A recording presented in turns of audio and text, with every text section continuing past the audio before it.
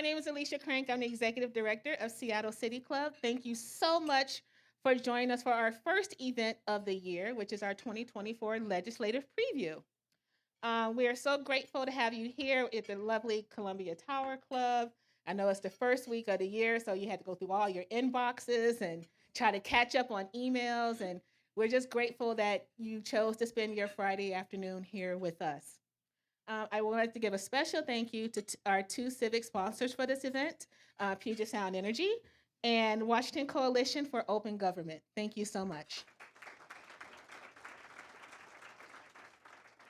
So we plan to make this as interactive as possible. So once we have the sessions with our legislators going, at about 30 minutes or so in, we'll open it up for Q&A.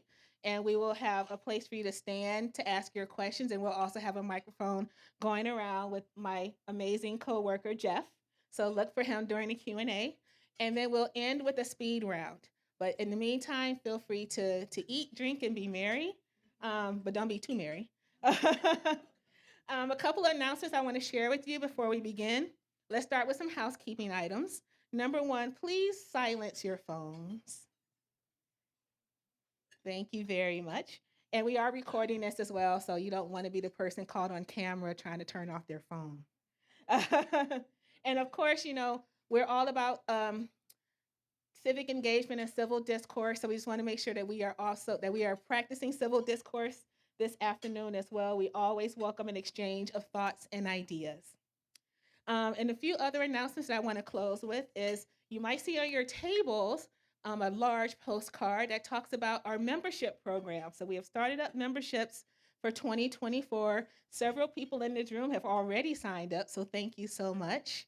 And so if you're interested, there's a QR code on those cards, and you can look it up. I hope that you will become a supporter. For individuals, and this is just for the next few months, individual membership is $100 for the whole year. And that actually allows you to come to our civic cocktails at no additional cost and gives you discounts for other things that we do, like this type of event. So I hope that you'll help us in growing our membership, both individual, nonprofit, and corporate. And speaking of civic cocktails, the first two that we have planned for this year is actually going to be a two-parter, and it's going to be a little heady, a little meaty, and I think people in this room will like it. Our February 7th civic cocktail is called Beyond the Cloud. So navigating disinformation and cybersecurity in civic life. I know that was a mouthful, but it's going to be cool. And on March 6th, it'll be part 2, which is The Future is Here, decoding the promise and peril of artificial intelligence. So these are things that are, relative to all of us right now. And I think it's going to be a great conversation where we bring in civilians, government, and tech to kind of talk about these things. So we would love to have you there. Registration for those are open right now. But if you are a member, as of this morning, don't register yet because you're going to get a separate email with your discount code. So you wish you were part of the discount code, right? So become a member. And again, so register for both, and we are looking forward to this step. So with that, I'm going to hand this over to why you're here, which is our legislative preview. And I'm going to ask our co-moderators to come up, which is Hana Kim from Fox 13. And I want to give a special thank you to Hana because she's pinch hitting at the very last minute because our friend Angela King contracted COVID. So Hana answered my text message at 10:30 on Wednesday night, and I'm so grateful. And also with her will be Drew Mikkelsen, King 5 News' South Bureau Chief. So please give them a hand.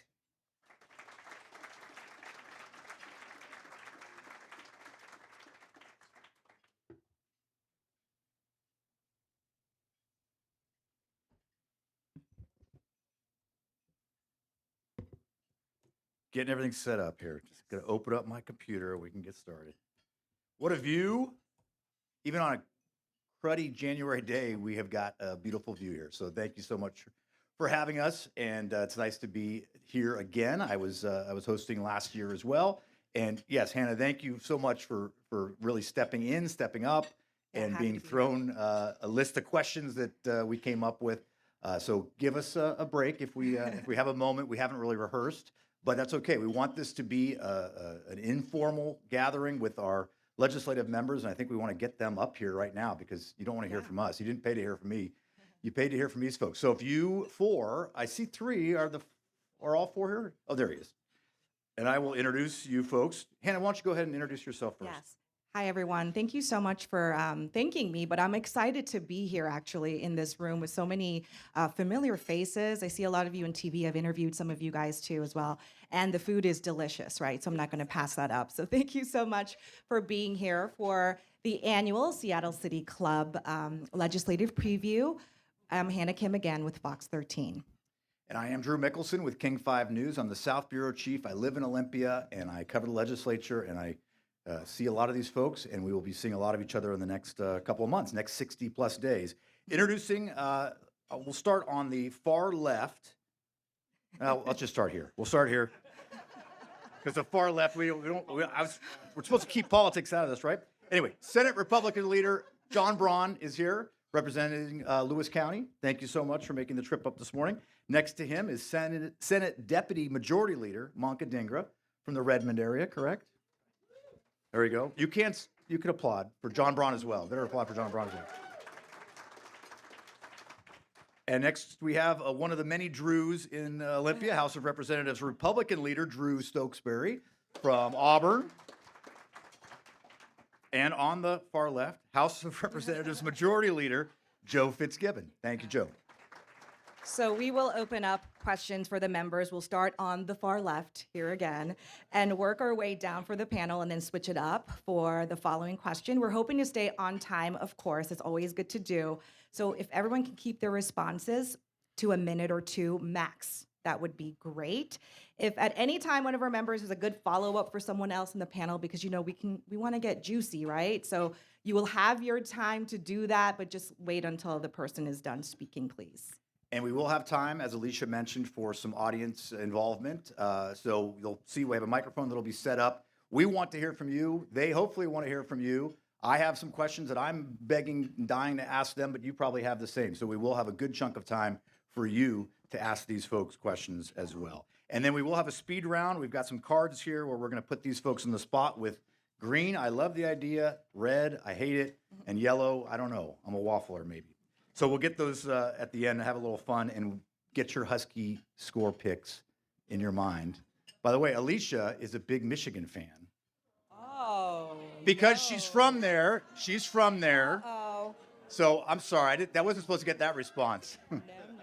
So I should have started by saying that I'm a big Husky fan, and I know there are lots of Michigan fans out there as well. I didn't mean to call you out that way. But so when you're making your score pick, consider that Alicia is in the room, or maybe she wants to cover her ears at that point. So go Blue, go Huskies, go Dogs. All right, we're going to start here. This is kind of a nice question. We'll get started with some nice, broad questions, and then we'll get a little more pointed, perhaps. But we'll start here with Senator Braun. I'd love to know one hope and one fear for this upcoming 60-day session. One hope and one fear. Continue to focus on what I think are the issues most important to folks in the state of Washington. Public safety is right at the top of the list. We got more work to do, that we don't make Washington less affordable, and that we really get after some of the challenges our children are facing across the state. One fear is we are in uncertain economic times. I think we've been very fortunate the last few years, certainly as a state we have, and we come to session in a supplemental year with a pretty large surplus, and I hope we don't waste that surplus. I hope we save most of it for a rainy day, because I think we could have some uncertain times in front of us. Thank you. Senator Dhingra. My hope is we finish again on time with the balanced budgets like we have been for the last few years. And what I worry about, I will say, unfortunately, with a short session is seeing the rise in COVID and making sure we don't have a surge that impacts the legislative work for sure. So hoping for a quick, good session with balanced budgets that we can, we're done in 60 days. Thank you. My answer is probably going to sound a lot like Senator Braun's. My hope is that we do something to address some of the growing public safety concerns our constituents have. My fear is that we leave town once again without having provided some sort of tax relief to the people of Washington, and we failed to join states like Massachusetts, New York, Illinois, California, all those big MAGA Republican states in not giving tax relief like they have to the people of Washington. So for Hope, we had a big session on housing, on fighting the housing shortage in 2023. My hope is that we keep that momentum up and that we, every big housing bill that we passed in 2023, we passed on a bipartisan basis. I hope that we maintain that momentum headed into 2024 because we know we have a lot more to do on that. My fear, so in a short session, in the even years, we have a 60-day session relative to 105 days in the odd years. There's something else that happens later in the even year, which is an election, and sometimes that drives our impulse to be a little bit more partisan, a little bit more political than we might be when the election's a little further off. So I hope that we resist that temptation and find lots of opportunities to work together. My first question, and we'll direct it to you. The Climate Commitment Act, obviously, it's been in the headlines a lot everywhere. It's generated billions of dollars for our state. There is also currently an active movement to repeal it on the ballot come November. So with that said, are you guys going to do anything in the legislative session to support or the opposite? Are you going to do something to help repeal?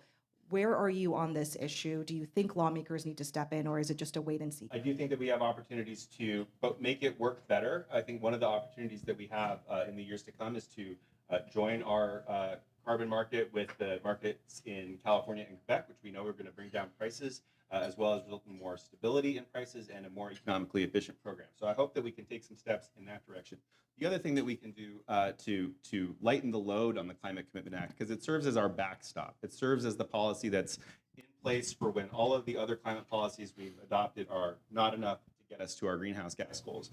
The more complementary policies that we adopt, the less that pressure is on the Climate Commitment Act, and I think the more durable and the more successful program it'll be. Perhaps not surprisingly, I have a little different position than my friend on the Climate Commitment Act. I don't think it's fair to ask working Washingtonians to pay for the sins of China and the global economy. I represent a district in South County, East Pierce County. My neighbors all commute here in Seattle, to Bellevue, to Redmond, to Sammamish. My neighbors are paralegals and teachers and police officers, none of whom want to spend 3 hours of their day on 405 and I-5 and 167.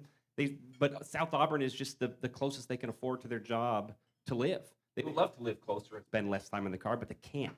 But instead, they have a long commute. They can't use less gas. They just have to pay the higher gas prices that the CCA requires of them. And I think that's fundamentally unfair to ask working Washingtonians to do that when, by the time we get home tonight, China will have emitted more carbon into the atmosphere than Washington State will for the entire rest of the year. It doesn't make sense to me to ask Washingtonians to have to pay a disproportionate share to solve what's a global problem. So we just have a difference of opinion. So I do think the CCA should be repealed. And in the meantime, I think that we ought to be using the excess CCA revenue the state has been realizing to give rebates to drivers like my constituents who would love to spend less time in the car, but they simply can't as a matter of economic reality. So a third of the money that's raised by the CCA goes to help with transportation.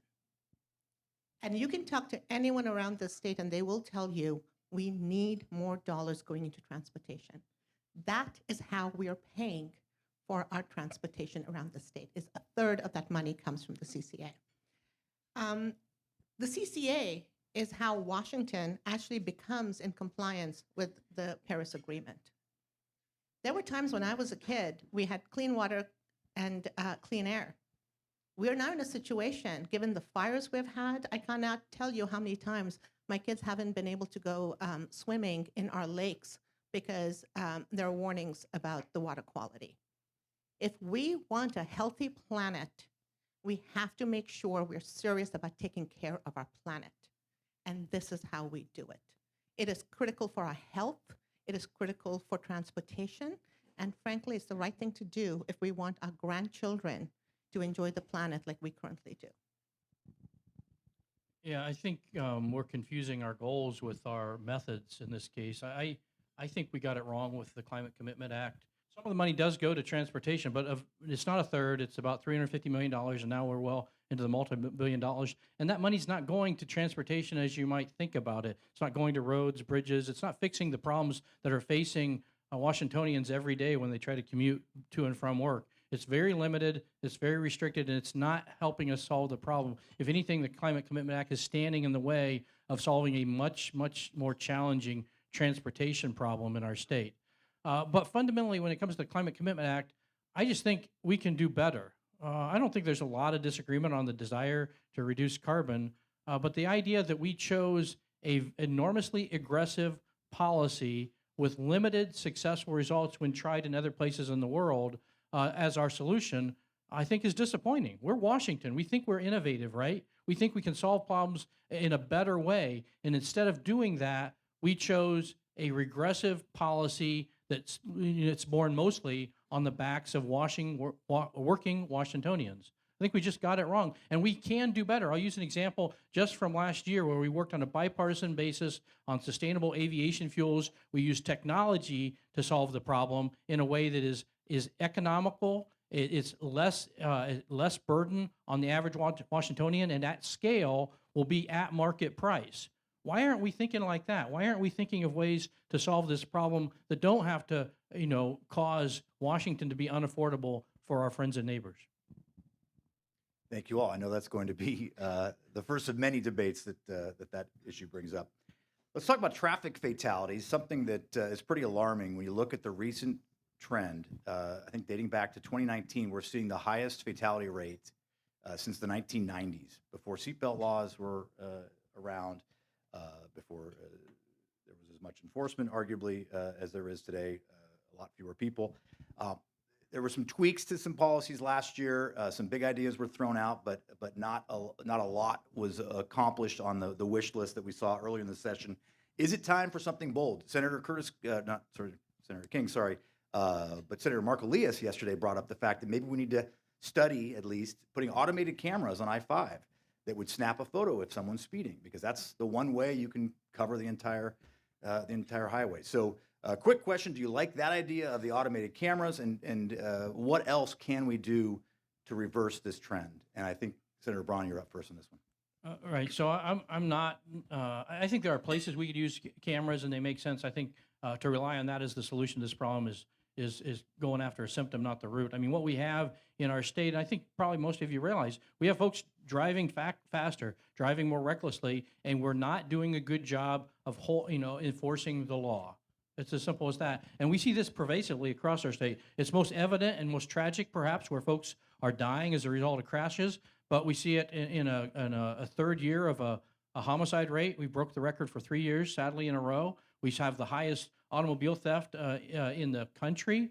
We need to reestablish in a fair and just manner, of course, but the rule of law. And that's going to take rebuilding our law enforcement community, having enough both state patrolmen and women and law enforcement officers around the state to enforce the rules. That's the way we get it. I don't think we're going to get there just by putting up more cameras, because it's fairly controversial, except in certain cases, but two, it doesn't provide the rest of the problem. How do you go through and enforce it? We have a lawlessness issue in our state. It crosses the boundary across many areas. We need to get after that, the core solution.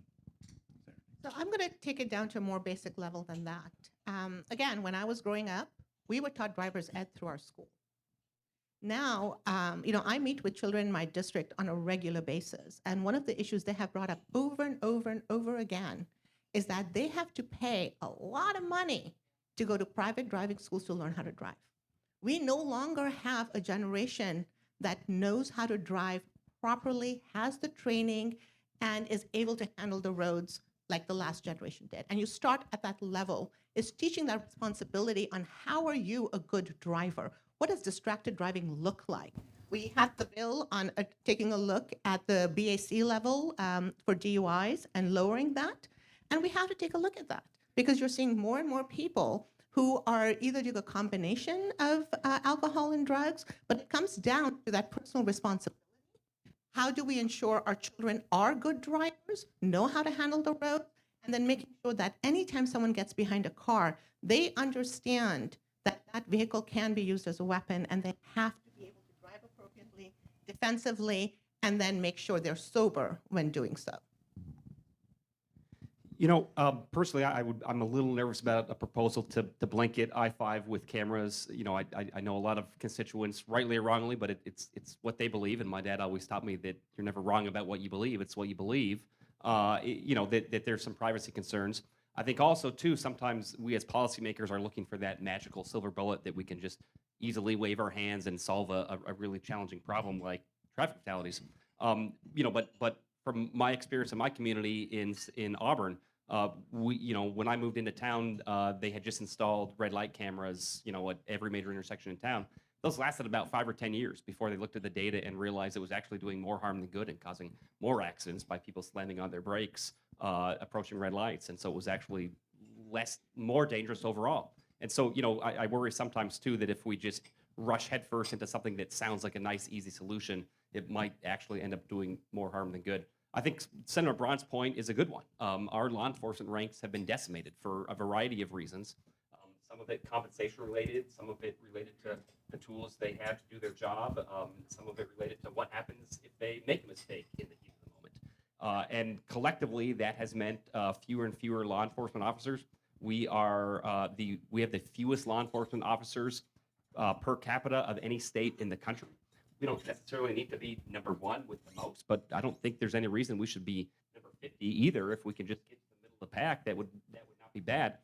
And we know that cameras are effective. The places that we've largely installed them so far are places where in-person enforcement is difficult, places like bus lanes, crosswalks, school zones. We just this last year authorized them to be used to protect highway construction workers in safety zones on highways. We know they're effective, we know that they're affordable, and we know that they can free up our law enforcement officers to focus on things that really do require in-person enforcement, and also make sure that the enforcement of those traffic laws is less subject to the human biases that we all have, and that law enforcement officers included. So moving on to homelessness for a second, the governor's budget proposal is calling for another $100 million to clear those, the encampments, and from state-owned properties, mostly along the freeways, as we know right now.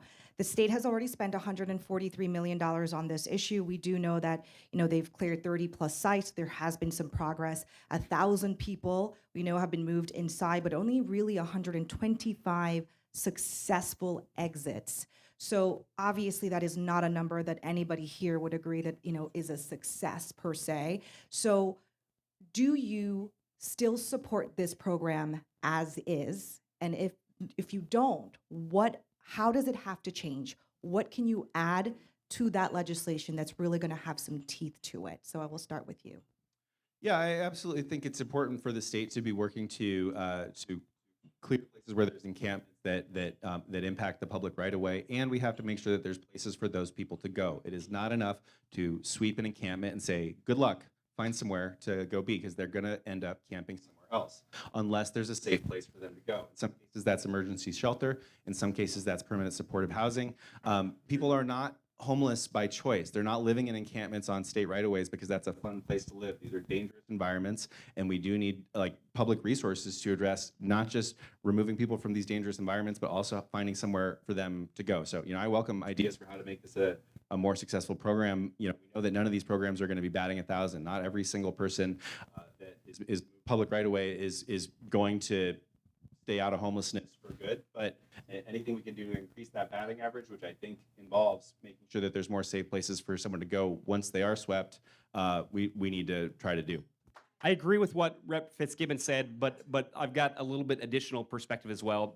First, it's been frustrating to have seen this reach such a crisis point, and for so many years, the governor just seemed totally oblivious and unwilling to try to help solve the problem.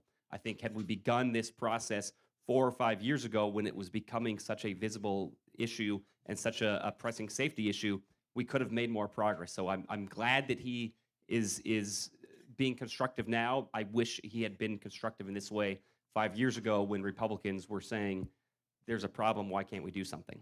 I agree with Rep. Fitzgibbon that we need to clear the public right of way when there's safety issues involved, but I think it is more important that we clear parks, schools, playgrounds, childcare centers, encampments that are near there.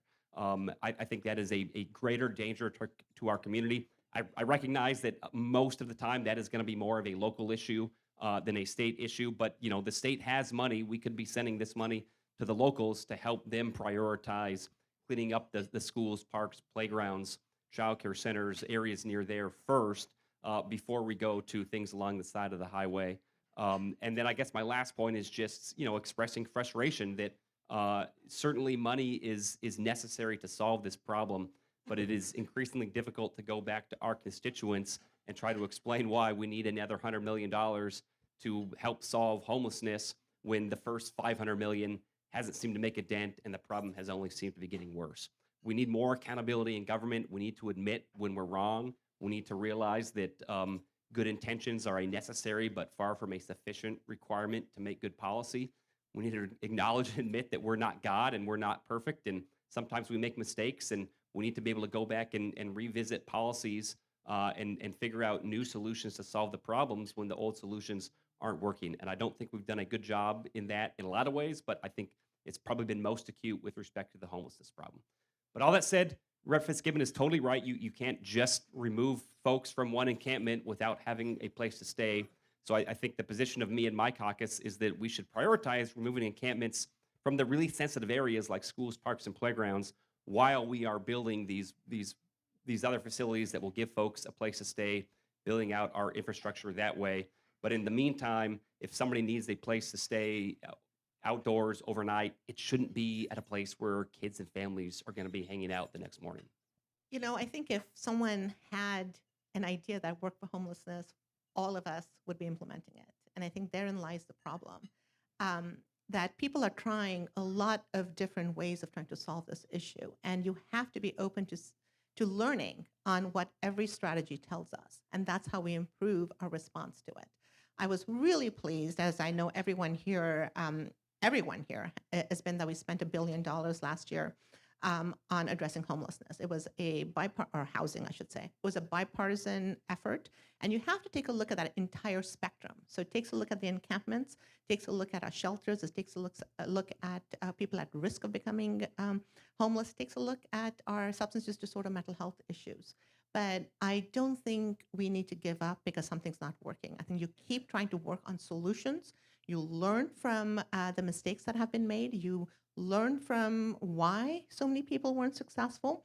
Is it something that we're missing, that we're not providing, that they need? And this is where you really have to do that, have that conversation with the people who are experiencing homelessness. Why is a program not working for their needs? What is it that we can do differently to make sure that all of our goals can be met?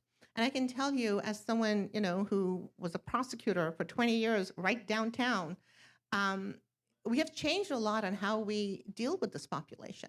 And in the beginning, when people kept telling us that congregate living wasn't working, that people weren't able to get a good night's sleep, we should have been listening at that time to those voices.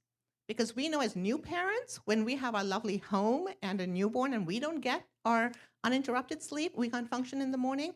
You're talking about people who may be actively psychotic, actively using in congregate shelters where there's paranoia and they're scared for their belongings, and then we expect them to function and stabilize. So part of the solution has to be including the voices of those individuals and really asking them, how can we make you successful?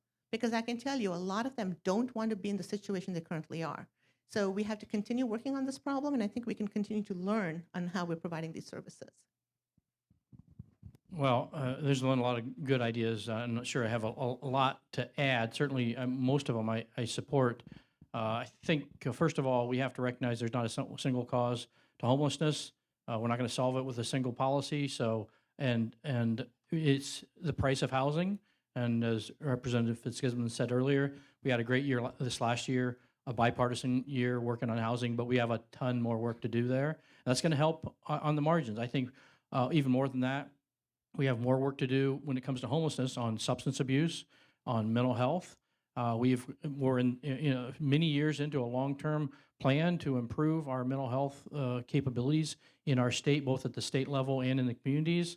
It's not going as quickly as I think anyone would like it to go.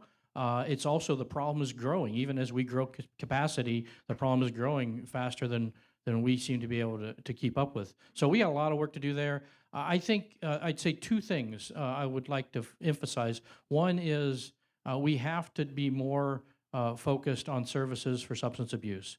We have for many years promoted housing first policy, and I think there's merit in some cases of that, but parts of it are not working. We have to reinvest more. We have to invest more money in substance abuse disorder treatment facilities. We need to do this for a number of reasons, but one of the biggest reasons is for homelessness. We have to be more insistent as we move folks into shelter of whatever type that we get them into those services. And there's different ways we got to go about doing that. Some hopefully will be voluntary, but many will not be voluntary. And we're going to have to think hard about how we do that. And that's a very hard topic to discuss, and it's not goes well beyond politics. It's just hard to think about how you do involuntary treatment in a fair and just way. But we got to think about that if we're going to get on top of this.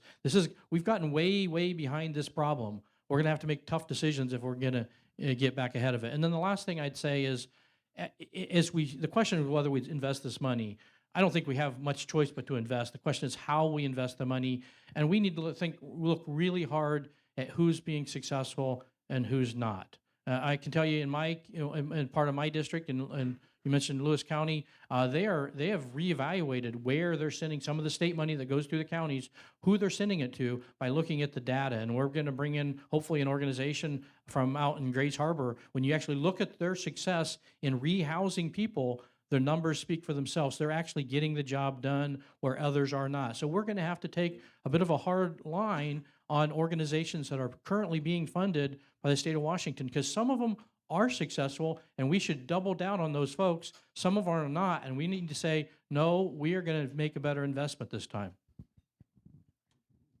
Thank you, Senator Braun. I just wrote down a follow-up. I think we need to do a story on that Grays Harbor. I think that's a great idea. I imagine you do.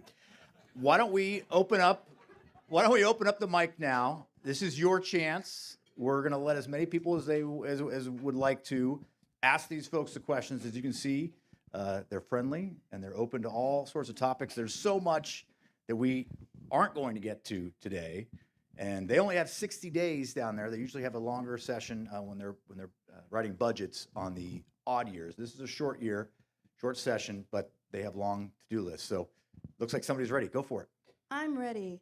Thank all of you for taking your time to be with us today. And I have something, it might not be the most important thing to everyone, but to me, I think it's critical for us, children, grandchildren. The United States is woefully behind most of the developed world on this issue. House Bill 1921 that will ban brominated vegetable oil, potassium bromate, propylparaben, and red dye number 3 by 2027, I think is absolutely critical. And you know, Washington's innovative. We should lead the way and keep moving in that direction. I have the unbelievable privilege of being able to visit Europe because my husband's European, and you cannot find any of those things in Europe, in Japan, and in many other countries because they know it's killing people. How likely do you think it is that this bill will be passed, and what are your individual thoughts on that? Well, I'll actually go first and let John and Joe off the hook. So I don't know enough about the background, about some of the other parts of the bill you mentioned to necessarily have a fully informed opinion yet. And I certainly am not going to try to be a prognosticator as to what will happen, because every prediction I've made, starting with the 2016 presidential primary, has been wrong. But I will say that I'm open to the idea as like a free market Republican. My wife, who is very conservative. I voted for a gas tax my first term, and she still hasn't forgiven me for voting for the gas tax. She has told me all of the horrors of red dye number 3, and has pointed out that it's banned in Europe, and she'll be looking through our the food we buy on the ingredient list and won't let our kids have stuff that has it. So I don't know enough of the science about that or anything about any of the other chemicals you mentioned to have a fully formed opinion yet, but the fact that my very conservative wife is sounding the alarm over red dye number 3 is at least going to make me take a pretty serious look if the bill ever comes to the floor, and Joe will have a better answer if that will happen or not. Well, yeah, I mean, a lot of agreement in that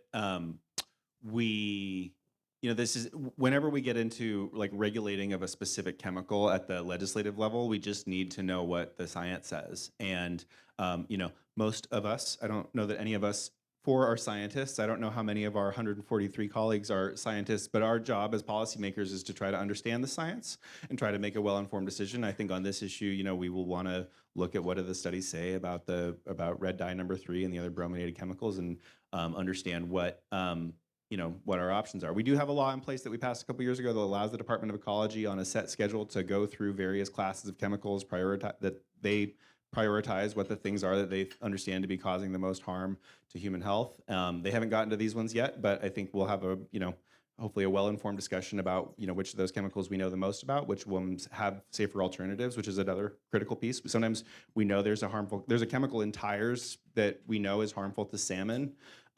We haven't banned it yet because we don't know what the alternative is, and it's necessary to keep tires from disintegrating, which is important. So, you know, those are the kind of things that we weigh when we're evaluating a bill to like ban a specific chemical. So I just have to speak up here. I love, Drew, that you mentioned your wife on this, because let me tell you, that's what I've been doing when I shop for my kids. And one of the things I keep telling them is, if it's banned in Europe, why are we buying it here? And I wouldn't mention the cereals that aren't available in Europe, that are available here. And they're only allowed to have them when they go visit their grandma, who buys it for them. So, and I'll be honest, I mean, I love that you mentioned your wife, your woman. There is something unique, because unfortunately, us women are still, majority of us are the ones shopping for the household, that we do pay attention to what is on the labels on these boxes, and really taking a look at what is healthy for our families and what can we do to make sure we have healthy kids. And so I would be happy to support that bill when the House sends it over. But we do have to make sure that, as policymakers, that the rules that we have for our families, the way we're protecting our families, we're doing the same when we think of the state of Washington. So thank you for bringing up that question. And thank you, Drew, for mentioning your wife. Next. Yeah, hi. I have a question about the 15th Legislative District. For all of you not familiar, right now, there's a court case that said it has to be redrawn. There was a Washington State Standard article that came out yesterday that showed there are 5, we'll call them partisan maps, that could see up to 10 Republicans and 0 Democrats displaced from their seats. Will the legislature now reconvene the bipartisan redistricting committee for the 15th Legislative District? I'm happy to take that one. Yeah, this is an issue I've been very focused on, and I certainly am and have been supportive since the ruling came down a few months ago. We should call ourselves into session. Now we're going to be in session Monday, but the first thing we ought to do is reconvene the bipartisan redistricting commission. Look, we for several decades set the standard across our great nation in the way we do redistricting. Redistricting is an inherently political process. You can't make it non-political, but what we did here in Washington way back in the 1980s, and was led by Democrats at the time, but supported by, it was a bipartisan project, as we created, and the people ultimately put into our Constitution, a bipartisan process. That is the right way to do it. I, personally think the judge got it wrong in that ruling, but it doesn't matter. The ruling is there. We should abide by it, but the right way to abide by it is to call the redistricting commission back in, have them work out a bipartisan solution. That's the right way to do it, and instead, what we see is a very partisan approach to getting it done in the federal judicial system that I think ultimately will fail, but will cause a whole lot of turmoil in not just Eastern Washington, because I want to be clear, these proposed maps redistrict folks across the state, including my good friend to the left. So this is what it should be a very minor change, if a change is required at all, is being spread across the state, largely to political benefit for one party. I'm going to let John's answer stand. I am a lawyer by trade outside the legislature, and I'm actually counsel of record for parties in 2 of the redistricting cases. I joined those cases before I became caucus leader, so I'm now in sort of a weird spot. So to avoid confusing anybody as to whether I'm speaking as a legislator or as a lawyer who represents parties to these cases, I'm not going to say any more, but John had a good answer. I do not have great confidence in the redistricting commission process. I do not think that the redistricting commission process was very successful this last time around. There are aspects of the results that I think many of the districts that they drew, I think, are fair. There are a lot of questions about this district, the 15th district, legislative district in Central Washington specifically, but the process was not great. I think that the setup of our as Senator Braun said, we have a bipartisan commission, which is different than the model that most states that are currently adopting redistricting commissions adopt a nonpartisan commission. We have essentially a 2-2 commission. There's 2 Republicans, 2 Democrats. So it is kind of a horse trading exercise that it tends to be protective of the status quo, which made sense when the voters adopted it in 1980 or whenever that was. It was an improvement over the deeply partisan legislative process that most states still have. But I do not have confidence that if we had voted in September to reconvene, made 147 legislators come back to town, cost a couple $100,000 of taxpayer dollars to do that, had 1 vote to reconvene the redistricting commission, have them reach the exact same deadlock that they did on this issue 2 years ago, that would have been a good use of taxpayer dollars. So we're going to find out what the federal courts decide. I know, some folks might think that's partisan. You have a 6-3 Republican Supreme Court, and also some Democratic appointees at lower courts. I'm not going to forecast what the courts might do with this very sticky decision, kind of an unprecedented set of facts before them. But it's, I would say I believe it is out of the legislature's hands at this point. Hi, I'm Mike Fancher, the president of the Washington Coalition for Open Government, and can't help comment on this last answer that if you do reconvene the redistricting commission, please ensure that they will operate in public. We had to sue them after their last sessions and successfully sued them for operating largely in secret. So whatever they do, they have to have the right training and they have to operate in the public. But that was then, this is now. So what we're concerned about right now is that some members of the legislature are asserting that there is a personal privilege to enable them to redact or withhold personal records that otherwise would be public. We oppose that. We're in court. We think that we'll prevail in the end. But in the meantime, what we're asking legislators to do, because this is personal, is to pledge that they will not exercise that exemption, even if it does exist. Some legislators have said, well, I won't use it, but I won't say I never will because I never know what's going to happen. Well, that leaves the public to not know what's going on. So I guess what I'm asking is, will each of you pledge to not exercise the personal privilege to redact or withhold legislative records? No, I will not pledge that. I have not invoked legislative privilege on a public record during the time since the Supreme Court found that the legislature, that all of us are individual agencies under the Public Records Act, which I still think is a bizarre conclusion that they drew there, but that's the conclusion that's current law. We have a court case, we have a Thurston County Superior Court judge who found that embedded in the state constitution, in the speech and debate clause of the state constitution, is a legislative privilege that allows us to communicate with one another and with our staff about the development of policies. I have never seen fit to invoke that privilege, but I am not gonna, we will abide by whatever the Supreme Court finds that standard to be. Just as we've done with the other cases on the topic, but while we await for it to make its way to our friends across the parking lot, as we call them, I reserve judgment in the event that there's a circumstance where I think where it's in the interest of the legislative process for that privilege to be invoked. I'm going to agree with Rep. Fitzgibbon for the most part. The way I would characterize it is that I think legislative privilege exists. If the Supreme Court disagrees, I'll certainly accede to that. But I think it exists. But I want to be careful. I don't think it exists as a tool that we should use to shield ourselves from the public disclosure law. I think it exists as a tool to protect ourselves from the other two branches of government.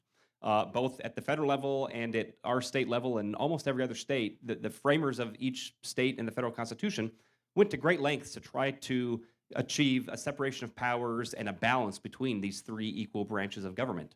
And so for as long as the executive branch has executive privilege, which the Supreme Court has said that they do, and for as long as the judicial branch is going to be the ones adjudicating these disputes, I think it's important that the legislature is able to retain a prerogative to protect itself as an institution against improper incursions from the other two branches of government. It hasn't happened yet. I have yet to see, this will be my 10th session, I've yet to see an example come by where I think it would be, good overall or much less necessary to invoke legislative privilege. I've never invoked it myself. The only time it's ever come up I asked a few questions to help me understand what was being asked of me, and then I declined to invoke it. But I view it sort of as a rough analog to a nation state's nuclear arsenal. If the other guys have the tool, you want to have the tool too, but you should pray to God that you never have to use it. And that's how I feel about legislative privilege. I don't want to forsake the tool because I don't know what the future holds. I can't imagine every possible scenario under the sun. But if there is a scenario where it becomes important to use, I don't want to have given up the tool in the first place. I want to have the tool, but I've never seen a reason to use the tool, and I hope to never have to use the tool in the future. So my entire professional career, I've always been subject to public disclosure. As a King County prosecutor, all our files were subject to it, but we still had exception for work product. In the legislature, I've never invoked it. In fact, I love it when the media asks for my work because I think it helps them realize how hardworking I am and the wide stakeholdering that I do on all my bills. So I actually appreciate it. So please feel free to continue doing it. But what I do worry about, because a lot of the work that I do is around sexual assault, trafficking, gender-based violence, I get emails, and I'll say mostly women, also from my LGBTQI individuals, that share very personal stories, that have their home addresses, their date of birth, a lot of information that, I don't worry about the press getting access to it, but there's so many requests that come from people that we have no idea what the intent behind it. We don't even know who they are. Many times it's like a Gmail address. I really worry about that. I worry about what they're going to do with that information. And I think we have to have that balance where absolutely people should know how government functions, but you also got to protect the people who are sharing their personal lives, wanting to improve government from becoming victims of continuing harassment or other types of lobbying that's not what they signed up for when they reached out to their lawmaker to share personal details. So I do think there is a balance there, but I do think, and I was a little facetious when I was talking about my public disclosure. I think most of us actually, regardless of what party you belong to, people are there doing really hard work. And I think that work product shows that. But we have to strike a balance between that openness and protecting confidentiality and privilege for a lot of the sensitive information. All right. Well, I broadly agree with all the statements of my colleagues up here. I would put it this way. First of all, folks like to lay down public disclosure are very strong, and I support public disclosure law here in the state of Washington and legislative privilege, and they aren't the same thing. Public disclosure applies to everything we do. Legislative privilege has a very narrow window. It has to do with considering policy between legislatures and sometimes between staff early in the process where it hasn't become public. And you can imagine, Senator Dhingra described some very challenging, difficult policy that you might want to have a very candid conversation with someone about and work through some of the issues ahead of time. So very, very different things. The vast majority of records with or without legislative privilege are still 100% required to be released under current law, and I fully support that. And we comply. Many of us complied well before the Supreme Court ruled that we needed to comply.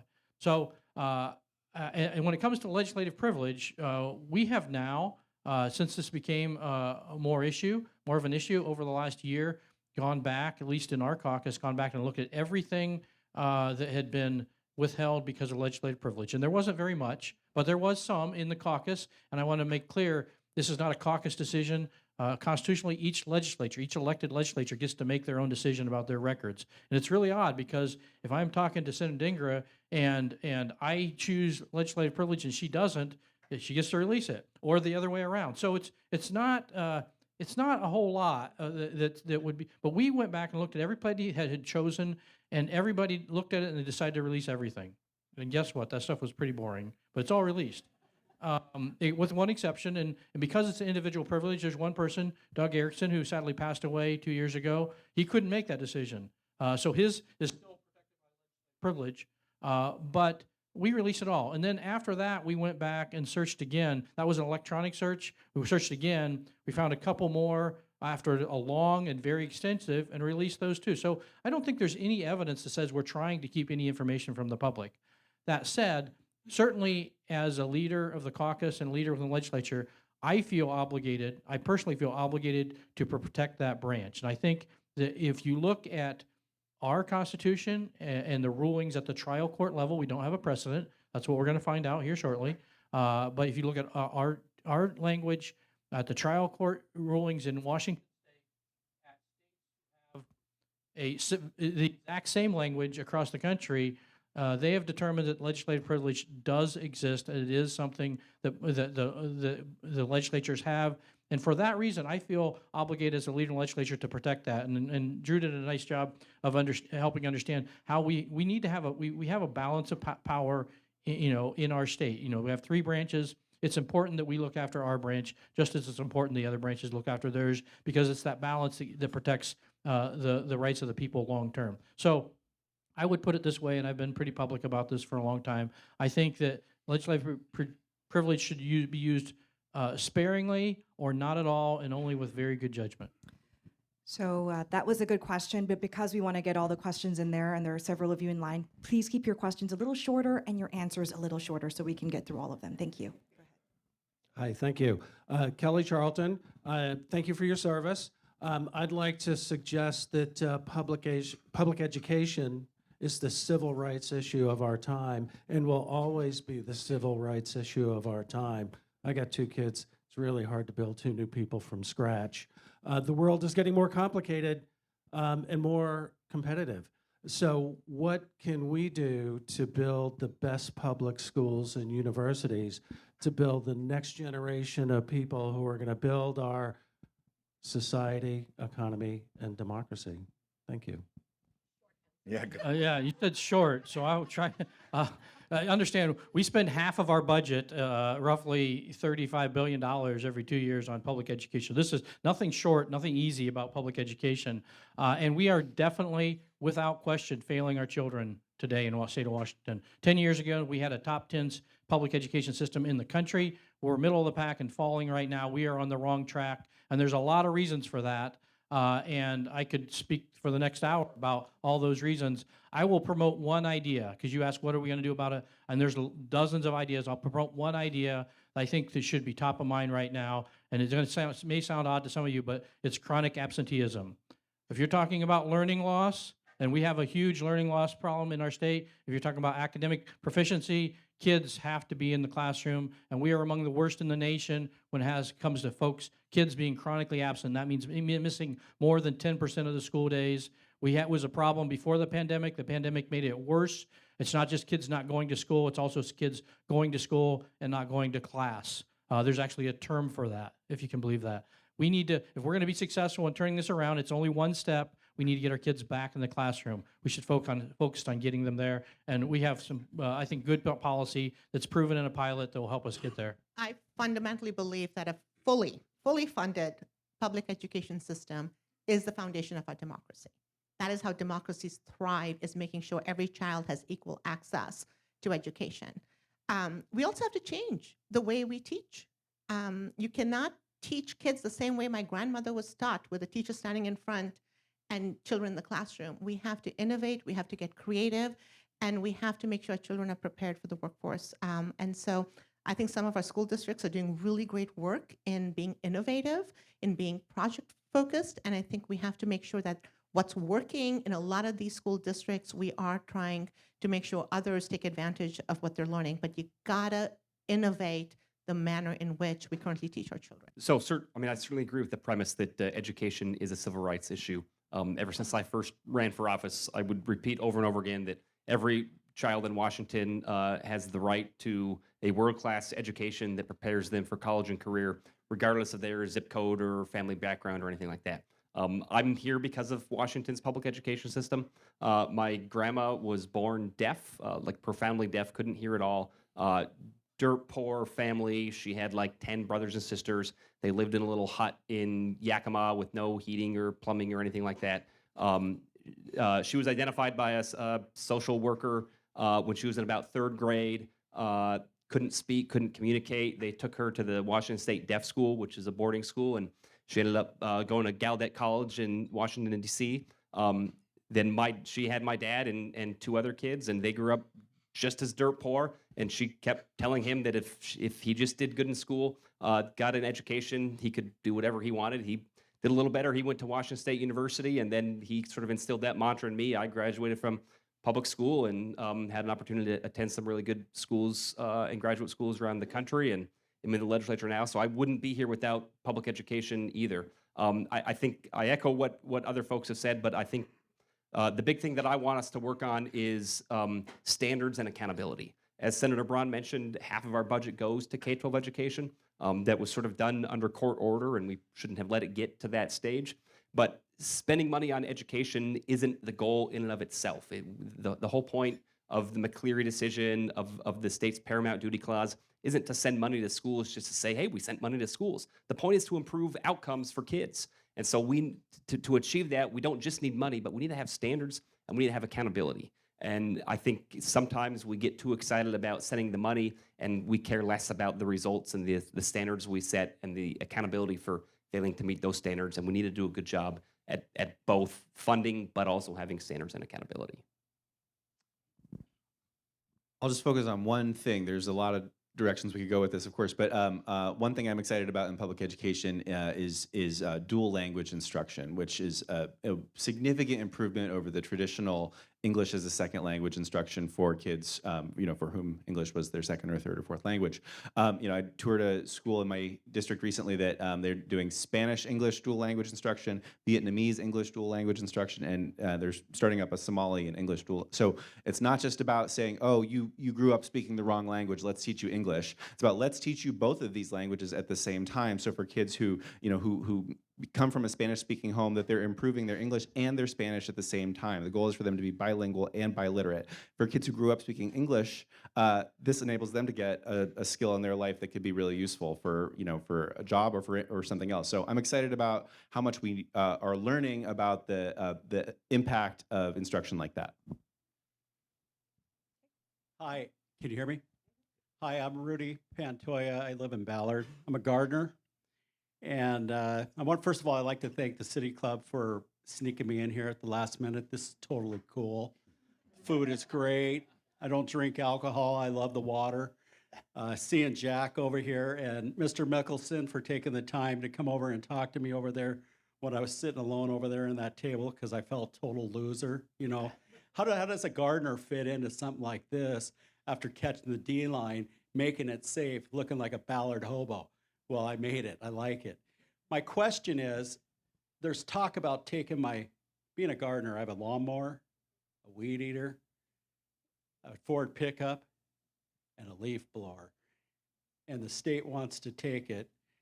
And I'm asking, can we trade for a bottle of whiskey, a tiny house, some snuff, Ballard snuff, that's tobacco, and for when you take my livelihood, because I don't drink, I'm cool with that. I've done everything to work around some of the crime issues. And the thing that bothers me the most is when some of our legislators say we need to protect the Hispanics because they're being harmed by their leaf blower, their mower, and their weed eater and their leaf blower. I mean, come on, man. That's our livelihood. But if you want to take it, whiskey, tiny house, snuff, and a Safeway card so I can get my groceries. I think that's a fair and balanced approach. So if you can add that to the legislation as a freebie, that'd be cool. Thank you. Yeah, I'll just say there's a lot of bills that get introduced every year that don't get very far, and we'll see what happens with that one in particular. We do know that two-stroke engines, which are often what we use in lawn equipment, they do not combust fuel very efficiently. So there's a lot more emissions for every gallon you burn in a lawnmower than there are in a car. That doesn't mean that the right solution is to ban those products. I think the right solution is to try to grow the market for the alternatives over time. But just because a bill is introduced doesn't mean that everybody supports it or it's going to get very far. Or how about you trade in your leaf blower and your lawnmower for a battery electric one? If the city would do that trade for those people who can't afford it, that seems like a really easy off. My name is Franz Giddings, and when you talk about treatment failures, it was a little over a decade ago that the drug and alcohol people would not treat anybody with mental health issues and vice versa. Then they started dual diagnosis. If we're talking about the biggest failure in that area, closing the Cedar Hills Inpatient Treatment Center was it. That was the only place that low-income people could go, especially for long-term treatment. It was an essential help. So if you are talking about revising treatment and working on ways to make people be whole again, please make sure there's plenty of money for dual diagnosis inpatient folks. So I know Senator Dhingra is going to have a much better answer than me, so I'm going to go first. So you're not disappointed by my answer as soon as it comes out of my mouth. You'll have to wait 2 minutes to be disappointed. But I'll just say generally, this is probably the area that has seen the most like bipartisanship, and I think that's been encouraging. If anything, it has sometimes been the governor that has been the one standing in the way, but pretty good bipartisan compromise between, and not even compromise, because we sort of are sharing, both the goal and the philosophy of how to get there many times between Republicans and Democrats in the House and the Senate. I think there's consensus emerging that the institutionalized model of the 40s and 50s doesn't really work anymore, of having a Western State Hospital and an Eastern State Hospital. Makes much more sense to have treatment options in the community. Certainly just socially in general, much more awareness of substance use disorder, mental health disorders, treating both of them together, treating them similarly to how you'd approach physical health. The challenges we face are ones that aren't easy for the legislator to solve. It's a function of time. We need to build these facilities, and even with unlimited money, you can't just build them overnight. Another problem we're running into as we've been making these investments is some communities don't want these facilities sited in their backyard, and that's been frustrating to have to deal with. The other challenge that is not unique to this area, but it's important in this area is workforce shortages. So the bottleneck isn't sort of partisanship or lack of acknowledgement of the problem or even disagreement over the solution. The bottlenecks are things like how long it takes to build facilities, challenges siting facilities in communities, and challenges finding adequate staff. We're still trying to work through, and I'll let Senator Dhingra have probably a better answer, but I don't think I disagree with anything you said, and hopefully you're at least encouraged by the fact that this isn't an issue that is really contentious in the legislature, at least in my opinion. Thank you for that, Drew, and thank you for that, Francis. I think this is a place where when we had the Behavioral Health Subcommittee in the Senate where we focused on these issues, Senator Wagner and Senator Warnick, the two Republicans who were on that committee, we had a great working relationship, currently still do. You'll notice he's a second on a lot of my bills. But to your point that you made is we treated mental health and substance use disorder separately. And someone had to make they had to say, what is primary? We got rid of that and said, let's do dual diagnosis, let's do co-occurring disorder, and then we did integration with physical health. While we have that stuff on paper, that is not what's happening practically. I actually rewrote our civil commitment laws a few years ago to make sure that those laws were aligned with the concept of co-occurring disorder. Before COVID hit, we actually had a new facility that had been built up, inpatient facility doing co-occurring disorder. And they were utilizing our civil commitment laws that we had updated, again, bipartisan basis. The only complaint I got that it was too long, and it was working great. They actually had a success rate of over 90%. COVID hit, and they shut down because we have to figure out the funding model. It cannot be per bed, per patient, because these facilities have to be fiscally sustainable, not based on occupancy consistently, because that fluctuates, and COVID taught us that. So I fundamentally do believe that we have to change how we fund these facilities. The same thing's happening with the 23-hour crisis centers that, again, great bipartisan bill last session. We are starting them all over the state. A lot of interest in getting them all over. But the question is coming down to how are we going to make sure that as a business model, it makes sense. And we have to take a look at what does it cost to operate the facility, to provide the services that they need to provide, and not have it the way we currently have it. So more work to be done, but lots of great conversation on really getting to that concept of integration and understanding beings are complex, and many people treat their trauma and what they've gone through by using substances. Many times that's what it takes for them to quiet that voice that they're hearing. So that understanding and recognition is key, and we just have to put our dollars in funding them appropriately. I just want to say one little thing. And first, I'd say both the previous answers I fully support. This has been a bipartisan effort. We have a long way to go, but I want to give you some, and I don't think it's going to be a completely smooth road, but I want to give you some reason for hope. We have a lot of things going on right now. Facilities across our state being built and finished and put into place.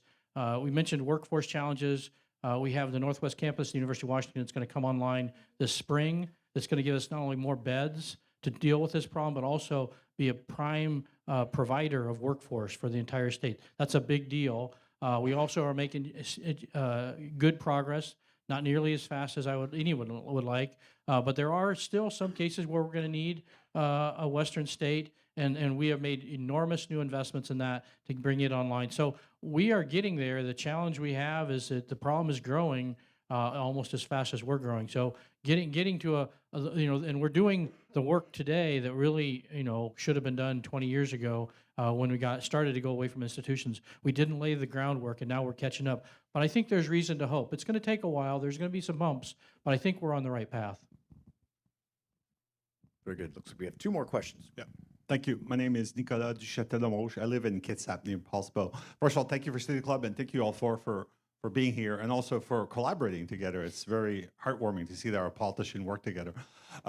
Yeah, please applaud. This is great. I am concerned about lawlessness, and I want to ask you about 2 sides of the same cone.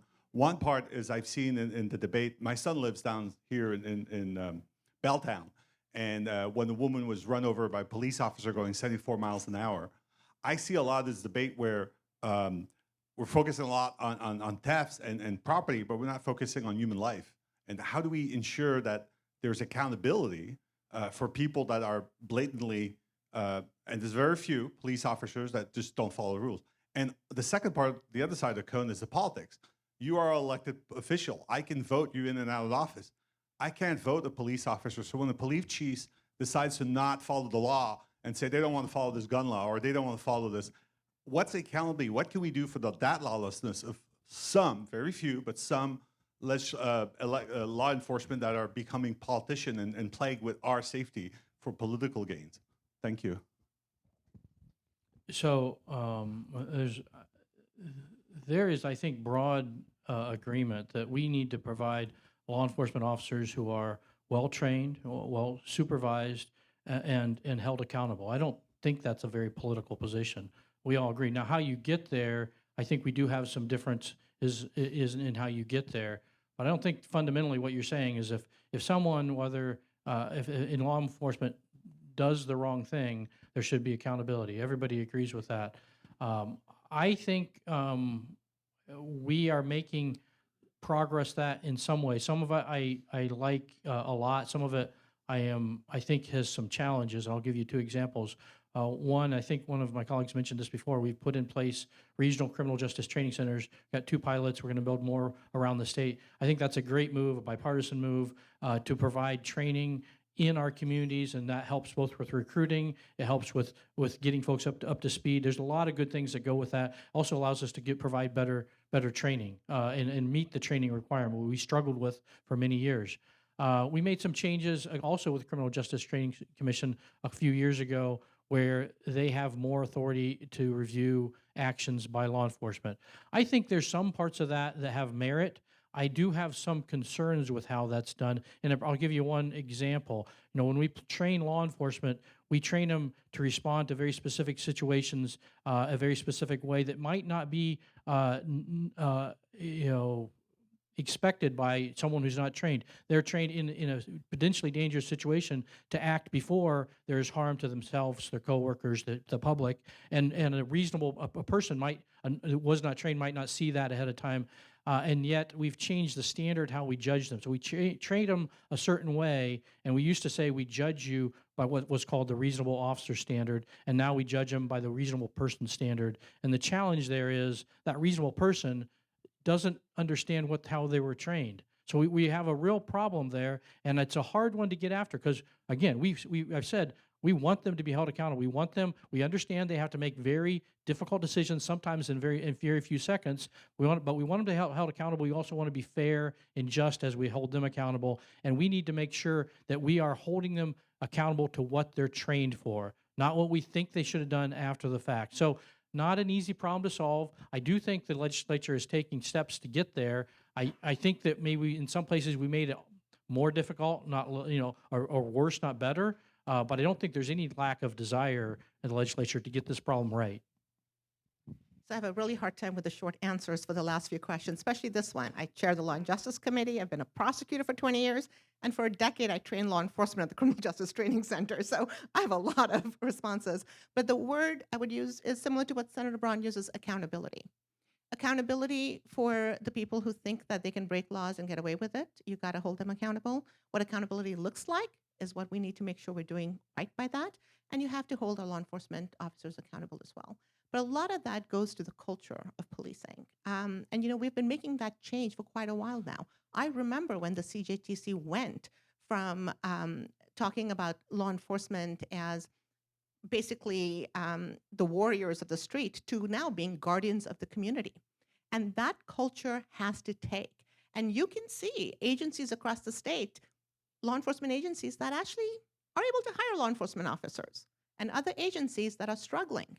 And we all know we pick the place where we want to work based on the culture at that work. And you are seeing agencies that are true guardians of the community hiring people staying there because they're providing the right work culture. We got to make sure that culture exists everywhere. But it's just like in our business community. When you take a look at what's happening with officers being hired and officers being retained, you got to address policing culture, and we are. I don't know if I have a whole lot to add relative to what Senator Braun said. So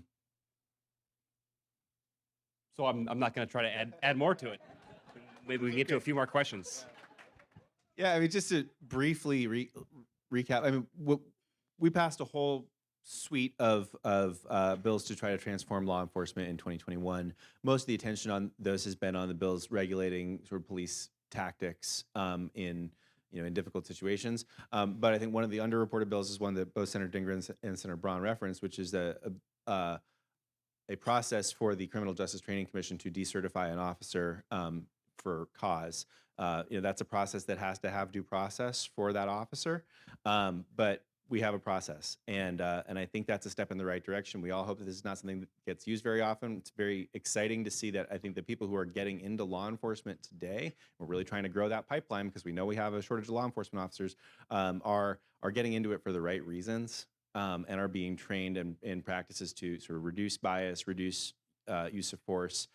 So I'm optimistic about the future of law enforcement, but I know that we need to have processes in place by which people who abuse that authority, that public trust, are no longer interested with that power. Guess I'm the last one. My name is Kellen. I'm from the 45th LD. Over the last few years, what I've heard more and more from my student peers are concerns about school funding, and specifically the prototypical school funding model, and how a lack of funding in the right areas are substantively impacting their educational experience. So I'm wondering which changes, if any, you'd prioritize to the prototypical model, and why you feel the changes you prioritize haven't happened yet. Well, the reason any funding change hasn't happened yet is because of the cost. As you heard Senator Braun say, over half of what every tax dollar the state brings in goes to K-12 education, and even changes that seem like they might be very modest have a lot of zeros after them in the budgeting process. We increased allocation in, I think it was 2022, for school nurses and school counselors, and that was like $500 million to just slightly increase the allocation for making sure that there's a counselor in every middle school, for example. The big change that we made in 2023 was to increase funding for special education to get more dollars to there's a essentially an adder for each student that is in a special ed program for the allocation that that district gets. We increased the cap on the number of students that could qualify their district to receive additional funding there. The governor has proposed increasing that cap again. We also, I think it's important that we increase pay for paraeducators in our schools, because we know that that's somewhere where we have an even more acute shortage than we have with certificated teachers. So, I am not an expert, and I am not someone who's going to sit up here and tell you this is the thing that we need to change about the prototypical school funding model. I will say that we spent, all through the time period after the McCleary decision came down from the Supreme Court, every spare penny that we saw in increased revenue went to K-12 education. And it's only in the last couple of years that we've been able to sort of refocus on other areas of state need, like the behavioral health system, which we've talked about a fair amount. So I think we are always looking for what is the most impactful thing that we could do to improve our public schools, also recognizing that none of those changes come without really significant considerations for what other areas of the budget we would have to cut or what revenue we would have to increase. I'll actually echo a lot of what Representative Fitzgibbon said. First of all, when I got elected in 2014 and I was put on the Appropriations Committee, and within like a few weeks, I realized that there's three kinds of bills in Olympia. There's good ideas that are free, there's good ideas that cost money, and there's bad ideas. And the good ideas that are free, somebody who came before you who was older and smarter than you already passed them into law. So at the outset, all we're left with are good ideas that cost money and bad ideas. And certainly what's a bad idea is going to be in the eye of the beholder. But a lot of what we have to deal with are prioritizing the good ideas that cost money. And so to answer the second part of your question, I think what has stopped us has just been there's been so many other areas where there's been needed investments. Now, I'll certainly point out that I think there's been some pretty robust disagreement between folks like John and I compared to folks like Senator Dhingra and Representative Fitzgibbon on sort of like how we prioritize those things. But, at the end of the day, each person is making their own prioritization. For me personally, I think that the things I would address if I had the votes to do it would be addressing the special ed funding. I think we made some good progress last year. I don't think it went as far as I would have hoped. So I'd like to see the multiplier increased and the cap increased and the safety net easier to access. I will echo what Representative Fitzgibbon said with respect to paraeducators. I think that we need to have more paraeducators in schools, and that probably means paying them more as well. The one other thing that I'll add, because it was something I worked on a lot last year, and I don't actually think this shows up in the prototypical model per se, but we need to do a better job funding dual credit access for kids, especially low income kids. If you're in K through 12, you should be able to access education. That should be part of the state's paramount duty. And just because you're a little bit more advanced than your peers and you're in an AP class or a running start class or a college and a high school class, doesn't mean that the state's obligation to pay for those expenses suddenly vanishes. So I've been a little disappointed that the legislature has not done a very good job funding the student share of dual credit coursework in high school. So I'd like to see us fix that as well. So I will echo what Drew said about special needs. While we're seeing enrollment go down in our public schools, the area that we're seeing enrollment go up is in our special needs children. And we did do tremendous work last session that I'm very proud of, but we still need to do more. And so if I had to pick one thing, that is what I would pick, is to make sure we're providing schools the support they need to ensure our special ed kids are successful, because we know they can be. They just need those resources to make sure we get them there. Well, so I'll be quick, maybe. K-12 is a great topic to discuss. There's a ton of things to talk about here. I'll try to just focus on a few things. First of all, special ed, absolutely. We did not do special ed properly after the McCleary years. We've been getting better. This is the best. This last year was the best we've done so far, but we got more work to do. Educators, absolutely. I do want to point out, though, that this is not all about funding. Washington is now, Washington teachers are, if not the highest, one of the highest paid in the country. I'm not saying we're done. I'm just saying we are in a pretty good shape. At the same time, our children are not doing well. And in particular, I want to point out, I talked about this earlier, we were a top 10 in the nation. Now we're middle of the row and we're falling. That's not because of our top students aren't doing as well. But let me tell you, today, Mississippi does better than us. They don't do better than us because their best students are better than our best students. Our best students are doing well. Where they're beating us is in the achievement gap. This is where we need to focus. The kids that were already struggling academically, economically, socially, emotionally, these are the kids we're not serving very well in our public education system. And some of it is about money. There's no question about that. It's an expensive service to deliver. But we spend approaching $20,000 per student per year right now, and changing that to add another 1,000 of that isn't going to fix the problem by itself. We have to do better. Now, coming back to your original question, prototypical school model. Easy solution, get rid of it. Simple. So, right? Not so simple. We tried to do that for 5 years during the McCleary years, and the problem with the prototypical school model isn't that it's somehow misguided, it's that it's too dang complex. We would literally, especially as we approach the end of McCleary, we'd have an idea, a bipartisan idea that we could come to agreement on and get done. We'd have to wait for a week while they ran this enormous spreadsheet, the super spreadsheet, to try to figure out what it would do to 295 school districts across the state, what kids it would help, what kids it wouldn't help, what community it help, what community it wouldn't help. It's too complex. It is simply too complex when you're trying to operate. We have very rudimentary levers in the state legislature. We need to make that simpler. And my simple solution is a per student funding model. Now you have to be careful there. Not every student is the same, so that it can't be one number for every student, but it could be one number for every student, and then you would address their individual challenges, whether it's special education, a second language, whatever it is, and you add funding to make sure they have access. But that makes sure across the state,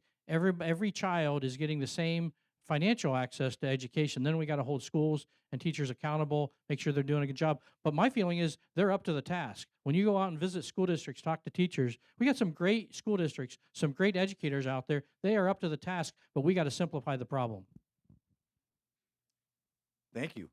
We appreciate those questions. You could argue those were better than the ones that we came up with, or at least Absolutely. Yeah. I'll speak for myself on that. We're about over time. Alicia, do you want to do the speed round real quick? Okay, we'll wrap with a speed round. So Yeah. Hannah and I have cards. Everybody gets a set of green, yellow, and red. Pretty self-explanatory. There aren't too many here. We'll get you out and back to work or starting your weekend or whatever you're doing after this. All right. Would you vote for a gas tax increase to help the transportation issues that are coming? Oh, one maybe. All right. Does the state need to start moving towards a road usage charge, charging drivers by the mile to get away from the gas tax, which is not doing what it used to do? There's a pretty good mix there. All right. Are people writing these responses down for me? I'm gonna want these later. Is it time to start? We talked about traffic fatalities. Do DUI checkpoints, and yes, there are some legal hurdles. Do we need to bring DUI checkpoints back to the state of Washington? Well, that's never stopped some people before, but I know. That hasn't held people back before. Okay, would you support lowering the blood alcohol level from 0.08 to 0.05? All right, there we go. That's one that I think will get some momentum this year. We asked about automated enforcement.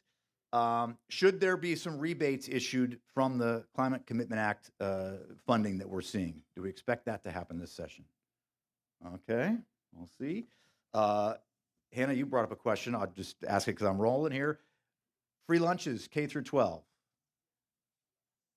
Okay, well, there you go. Let's see that. Yeah, definitely jot these down. Paraeducators, the governor proposed a $3 an hour raise. I think we had some consensus on that. Is that something everyone would sign off on? $3 an hour raise. All right. Congratulations, paraeducators. Last question. Do the Huskies win by 20, 30, or 40? I don't know what the numbers are. That was just for Alicia, and I'm sorry. We're going to end on that note, unfortunately, but I do appreciate it, and I think we all got a sense of some hope. And, we're starting 2024. I don't know what November is going to look like, but at least January is starting off on a good note. So thank you all. We heard the word bipartisan quite a bit, which is always nice. We'll see what happens Monday when the gavel drops at noon. But, hey, let's enjoy the weekend. Thank you all for being here, and thank you, Hannah. And I'm going to give the stage back to Alicia. So I just want to recap a couple of things we talked about. Again, our 2 civic cocktails that are coming up in February and March. You can register for them now. Members, you will be sent a special code on Monday. So people in the room, you have time to sign up and be a member. It will more than pay for itself just with civic cocktail alone. And I want to thank our legislators for coming out to see us today. And we know that it is also a election year for the statewide offices, and Seattle City Club will be participating in that through our Washington State Debate Coalition. So I hope that we can partner with many of you in the room to make that happen, because as one of you said, is that some good ideas cost money. This is a good idea that costs money. So help us by becoming members and making monthly donations if you want to make sure that we can continue to deliver this very important programming. So with that, thank you. Happy Friday, Happy New Year, and happy legislative session.